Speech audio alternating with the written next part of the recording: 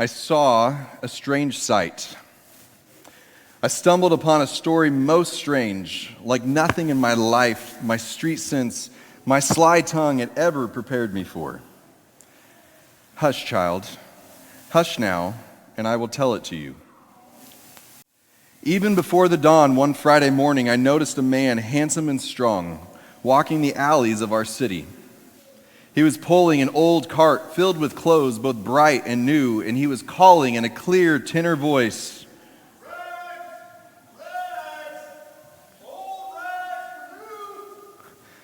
oh, the air was foul and the first light filthy to be crossed by such sweet music.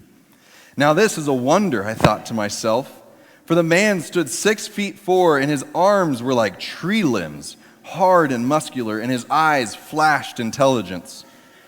Could he find no better job than this, to be a ragman in the inner city?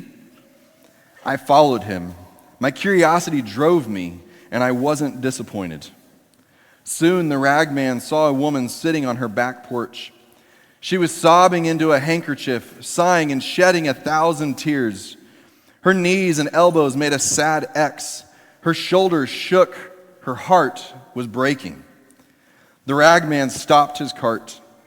Quietly, he walked to the woman, stepping round tin cans, dead toys, and dirty diapers.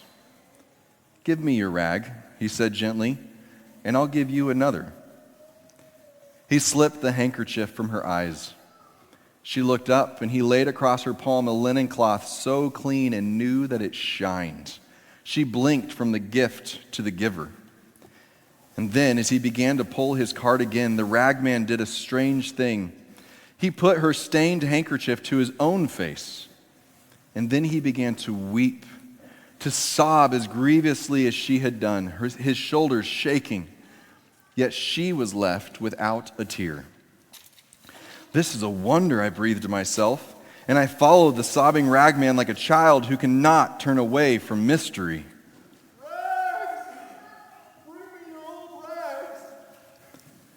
In a little while, when the sky showed gray behind the rooftops and I could see the shredded curtains hanging out black windows, the ragman came upon a girl whose head was wrapped in a bandage, whose eyes were empty. Blood soaked her bandage. A single line of blood ran down her cheek. Now the tall ragman looked upon this child with pity, and he drew a lovely sun hat from his cart. "Give me your rag," he said, tracing his own line on her cheek, "and I'll give you mine."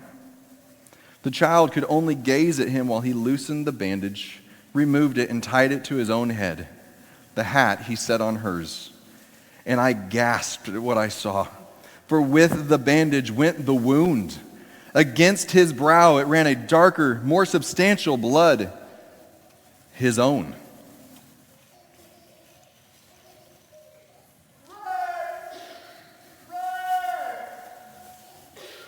Cried the sobbing, bleeding, strong, intelligent ragman. The sun hurt both the sky and my eyes. The ragman seemed more and more to hurry. "Are you going to work?" he asked a man who leaned against a wall.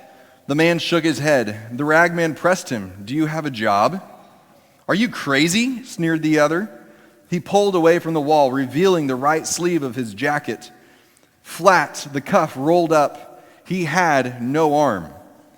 "So," said the ragman, "give me your jacket, and I'll give you mine." So much quiet authority in his voice.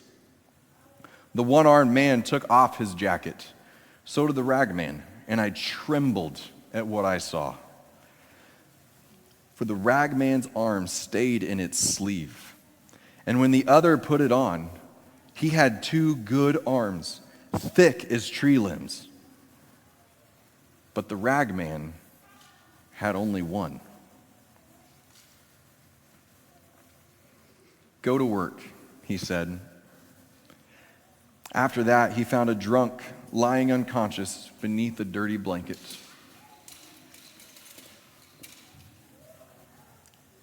He took that blanket and he wrapped it around himself, but for the drunk, he left new clothes.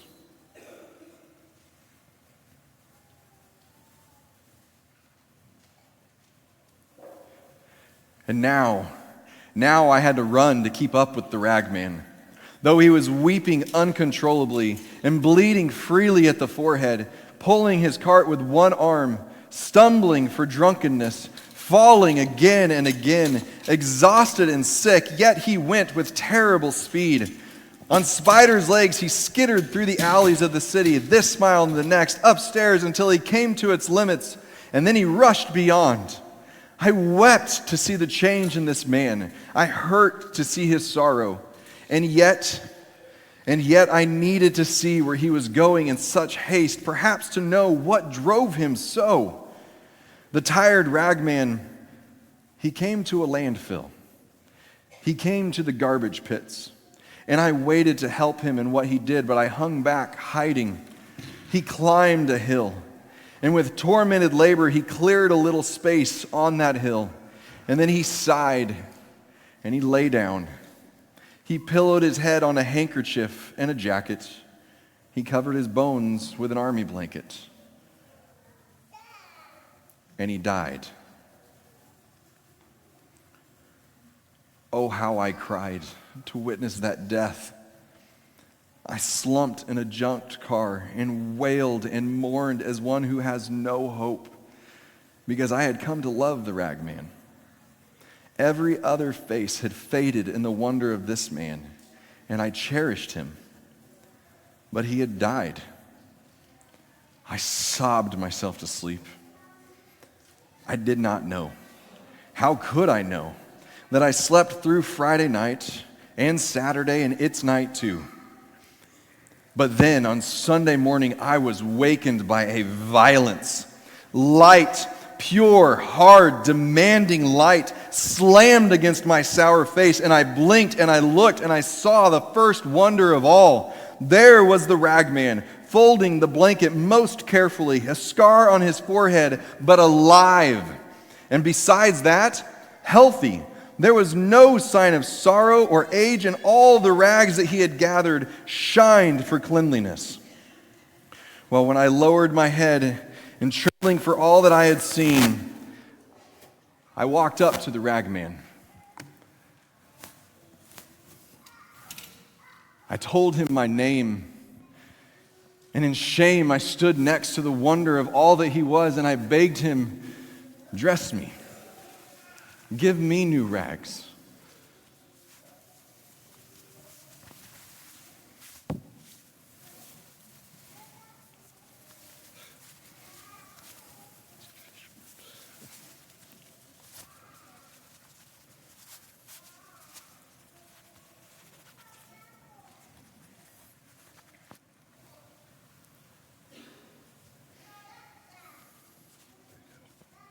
And he did. The wonder of me standing, the ragman, the Christ.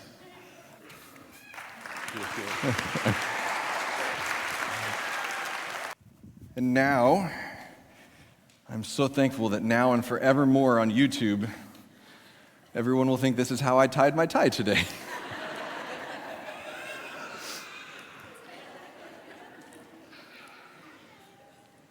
It took me a long time in my life to recognize that story really is my story. See, I understand that the reason that a lot of people don't want to have anything to do with the church, or that they stay away most of the year, or that they don't want to have anything to do with Christ, is because this place, they claim, is full of hypocrites. And the truth of the matter is that every Sunday this place is full of hypocrites. And I'm one of them, standing right in front of you. So to give you a little bit of my backstory, growing up, I wasn't the party kid. I wasn't cool enough to even know where the parties were half the time. But even if I had known, and when I did know, I wasn't the kid who went to the parties. I wasn't the kid who drank, and I'm still not the guy who drinks. I wasn't the kid who did drugs, and I'm still not the guy who did drugs. I didn't have sex before marriage, and I don't cuss. I actually go to church pretty much every Sunday, and that was before I became a pastor. And now that I am a pastor, I study and I prepare and I teach people about Jesus every Sunday morning. I teach people what it means to follow him. And then as the week comes along, I quite literally so often don't practice what I literally preach. You know, they say for a lot of people, practice what you preach. Well, guess what? That's my job. Like, I stand up and I preach to people, and then during the week, I'm just like everybody else, and I struggle. I know. I only get up here and say it when I am convinced in my heart that it is right and it is true. And yet I still struggle with it. To paraphrase what the Apostle Paul wrote in 1 Timothy chapter 1:15, when he was writing to a younger Timothy, I am the worst of sinners.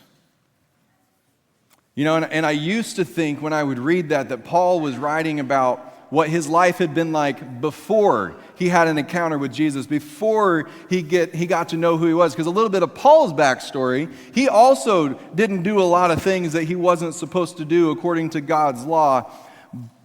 But there was another piece to his story that was, we'll say it was a little rougher. You see, Paul, the way that he made a name for himself was that he was the guy who was going around and he was attempting to squash this movement called the Way, or what we would now look back and we would call the earliest Christians. He would hunt them down, he would raid their gatherings, he would have them arrested, and then he would make sure that they were either tortured or killed for what they had done with following Jesus. He was literally the go-to guy to get rid of Jesus followers. I would say if you are looking for, in our modern day and age, but even in his, if you were looking for the worst of sinners, he checked a box. He literally tried to rid the world of the name of Jesus. And so that's what I used to think that he meant when he wrote to Timothy, I am the worst of sinners. But Paul also wrote something to the church in Rome. See, to the church in Rome, he said, I do not do what I want to do. The things that I don't want to do, those are the things that I do. Or my personal paraphrase of this would be, I know what's right, but I don't do it. If you are a parent sitting in this room, or you have ever known a child, or you ever were a child, so I think I covered pretty much everybody, you have experienced being around somebody who you sat there and you went, you know better. In fact, some of you may have said that this morning to somebody. Of you, spouses may have said that to each other. You know better than to do that. So what would you call a guy who teaches others what to do, but he doesn't do it himself? Paul called that person, when he was referring to himself, he called that person the worst of sinners. I would call that person the biggest hypocrite in the room. Hi. See, here's the thing about hypocrisy, though, and here's something that I've learned about it. It's actually really easy to look at yourself as the worst of sinners, to look at yourself as the one who is not worthy of any of the story that we told, who is not worthy of the death, the burial, and the resurrection of Jesus Christ, while at the same time convincing yourself that you are better than everybody else in the room. That while I might be sporting some holes in my jeans, which many Sundays I am, I might be sporting holes in my jeans, but at least my holes are stylish and sporty and they're intended to be there. Whereas you are just wearing dirty, ratty rags. It is so easy to begin to look through those lenses of, I know that I'm not going to be able to get into a lot of nice places the way that I'm dressed, but I'm going to have an easier time getting in than you are. That's, quite honestly, that's what I used to believe. I didn't admit it, and I didn't recognize it necessarily. But on the one hand, I would look at myself in the mirror and I would say, God, I'm teaching people about you every week. It is my life's goal to share your love with everybody that I come into contact with. That I want nothing more than to share that. But God, when I look in the mirror and think, how could you ever do this for me? That it's really easy for me to share this with others, but not believe it for myself. But feel that way when I looked at the mirror, and at the same time look out at my friends and my family and the congregation and think, God, this is for them, but they just don't get it. Like they just aren't figuring this out. And to beat my head against a wall in frustration because you're just not figuring it out. It is so easy. But that is what has helped me grow to love Easter even more. Because Easter is about the rest of what Paul wrote to Timothy in 1 Timothy 1:15. See, the part that I read to you was the end part where he calls himself the worst of sinners, but he started by saying, Christ Jesus came into the world to save sinners, of whom I am the worst. And to that church in Rome, he wrote, God demonstrates his own love for us in this. While we were still sinners, Christ died for us. Easter, this day that for the past several months I've been referring to as the Super Bowl of the church, the most exciting moment in history, the moment that changed history. And we've looked at so many different ways that the life of Christ changed the course of history and the way that we interact with each other. Easter started meaning a whole lot more to me when I began to see my own double-sided coin of hypocrisy and sin. It's when I truly began to realize, and I had said it for years, but it's when I truly began to realize that Jesus' death, burial, and resurrection was for everyone. See, he did it for those who are sitting in here today who don't think that Jesus would want the dirty rags that you call your life. That your life is so messed up, and you have made so many poor choices. Whether you've looked at them through the lens of spirituality or you've just looked at how you've messed up your life, that you would look at it and say, there's no way he did it for me. I want to tell you in the kindest way possible, you're wrong. I say that humbly, but you're wrong. He absolutely wants to take your burdens. He wants to take your guilt, and he wants to take your shame off of your shoulders and put it onto his. That's why he went to the cross. See, Jesus' death, burial, and resurrection, it was for those who are sitting in here today simply because it's Easter. That you're here today because this was the only way that you were going to get a free lunch later on today. And so you came along, you were drug along by somebody, or maybe you're here today and it's Easter and you figure, I've got to at least punch the clock once or twice a year so that I can stay on God's good side. Or maybe you're here because, or maybe you typically don't come here, I should say, because you're tired of walking into a room full of so many hypocrites. Or maybe you're even the one sitting in here today who's going, how much longer is he going to go because this whole thing is ridiculous in the first place. His death, burial, and resurrection was for you. His death, burial, and resurrection was for those who are here today who just don't think that they have anything to offer him. Like, I don't have any skills to give him. I get tongue-tied when I'm around people.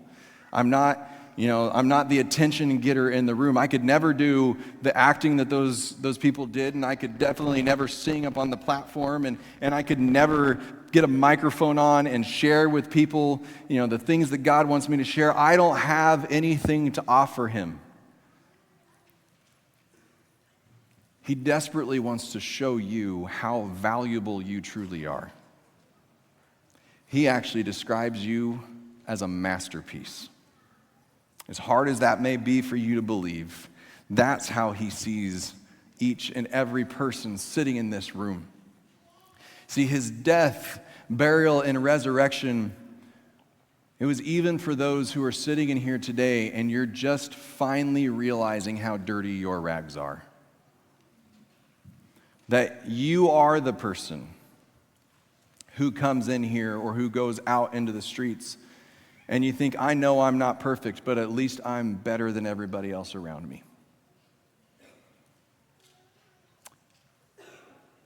You are the person that is part of the reason that people don't come. And today you're beginning to see yourself through a new light. He so desperately wants to show you how to journey out of your hypocrisy.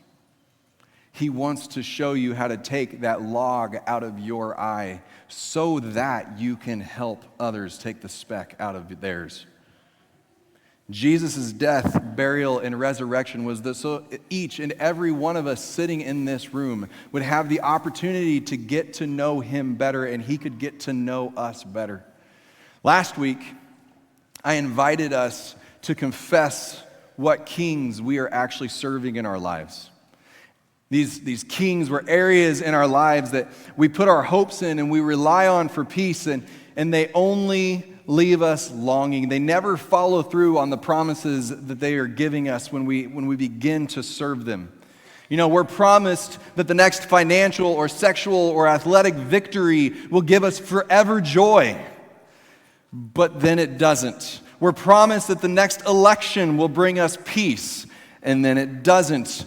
We're promised that the next round of promotions will deliver us from the hopelessness that we're feeling, but then it doesn't. And these kings, they take our sacrifices, but they leave us longing continually for more. But there is one king who, through his death, burial, and resurrection, gave us everything to fulfill all of those longings that we have inside of us. But he won't force you to take what he's offering. You know, I think of if somebody baked you a cake, which sounds pretty good. A lot of us are probably going to eat some cake or pie or something later today. If somebody were to bake you a cake, the choice would be yours as to whether to eat it. And you could probably come up with a lot of different reasons not to eat that cake. How many of you right now are actually envisioning a cake?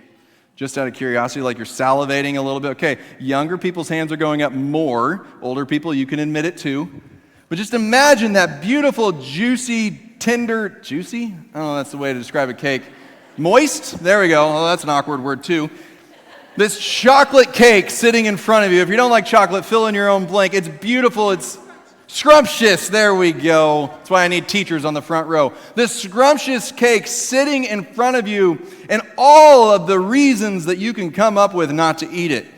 It's bad for you. Like it's super unhealthy, and you're on a diet and you're trying not to eat that way. Or you don't like chocolate cake.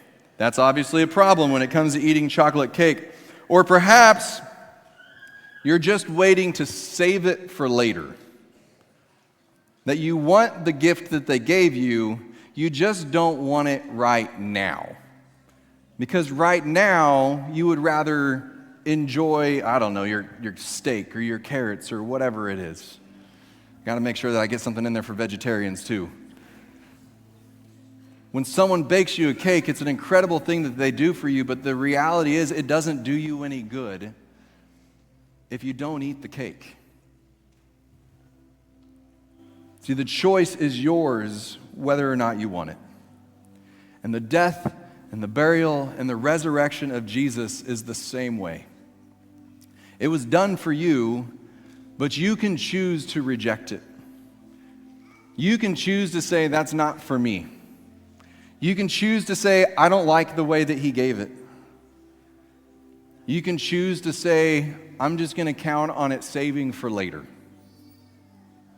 You can choose not to accept the gift. This morning, that choice is yours, and tomorrow morning, that choice will be yours. You can keep walking around in the life that you're living, and if the life that you're living, you're looking at and you're going, hey, I feel like it's good. I can get past some of those moments of longing that aren't fulfilled. I feel like my life is pretty good and I don't really need him. He says that choice is yours. I'm not going to force it upon you. But if you're ready this morning for something different, if this morning you're feeling hopeless, or you're feeling a lack of joy or a lack of peace, if this morning you're sitting in here and you're tired of living a life of hypocrisy, if you're tired of walking into a place like this on a Sunday morning and feeling it, and then walking out on Monday and going along with life as if nothing ever happened, he says, I've got new rags for you. I would love nothing more than to take those dirty, shame-filled, guilt-ridden, joyless, hopeless, peaceless rags from you and give you beautiful new life. When you receive that life, I'm going to tell you right now, you're going to know that you're not perfect. And it's going to be freeing. When you receive that new life, you're going to know that you're not perfect, but you're also going to be able to genuinely help others out of their own imperfections. You're going to be able to walk humbly together with Jesus and to lead others closer to him, because you're no longer trying to lead them towards what you think they should be. You're leading them towards what he's called you to, because you are walking in it. On your way in here this morning, you should have received a little piece of dirty rag. If you didn't, don't feel bad. I actually forgot to ask people to hand them out, and so some of you got in here a little bit early. It's just a symbol. It's okay if you don't have one.